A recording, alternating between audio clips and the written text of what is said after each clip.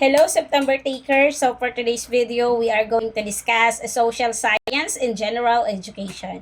So this is the question. Which type of government did Aguinaldo establish? Again, the question is, which type of the government did Aguinaldo establish? A. Unitary. B. Republican. C. Revolutionary. And letter D. Oligarchy. So, dito sa apat na choices, what is the correct answer? Anong method ba or technique ang gagamitin natin? So, ang technique na gagamitin natin is si elimination method. So, based on the main question, ano ba ang tamang sagot dito? Okay, very good. The answer here is letter C. Revolutionary. Okay, letter C is the correct answer. Revolutionary. Bakit revolutionary ang tamang sagot? Di ba si Emilio Aguinaldo ang nagtatag ng revolutionary government noong kailan siya itinatag? 1898. Kailan nga po itinatag ang revolutionaryo ng gobyerno noong 1898. So, idineklara ito na ang kalayaan ng Pilipinas. Layunin nito na palitan ang kolonyal na pamamahala ng Espanya at itaguyod ang kalayaan. Okay? So, ito ang kauna-unahang gobyerno bago naging republika. So, revolutionary muna. Okay? So, bakit mali si oligarchy? Ang oligarchy po, teachers, ito ay isang pamamahala or pinamumunuan ng iilang makapangyarihang tao or elite. So, ibig sabihin, hindi ito sistema ni Aguinaldo dahil ang sistema ng gobyerno ni Aguinaldo ay nakatuon saan?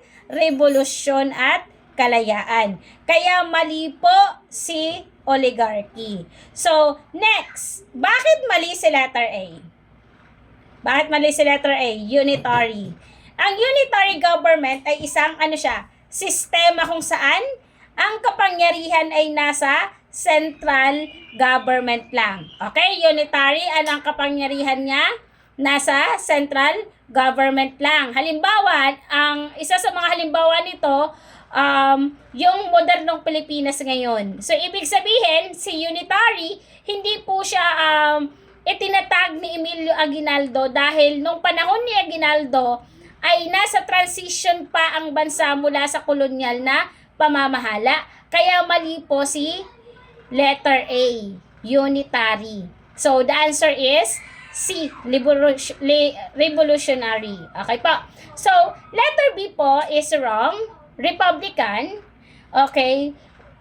Ang Republican po is not the best answer. Maliwanag po. Totoo na kalaunan ay nagkaroon ng republika or ito yung tinatawag nating First Philippine Republic. Pero bago yon, ang unang gobyernong itinatag ni Aguinaldo ay ang revolutionary government muna, hindi ang republican.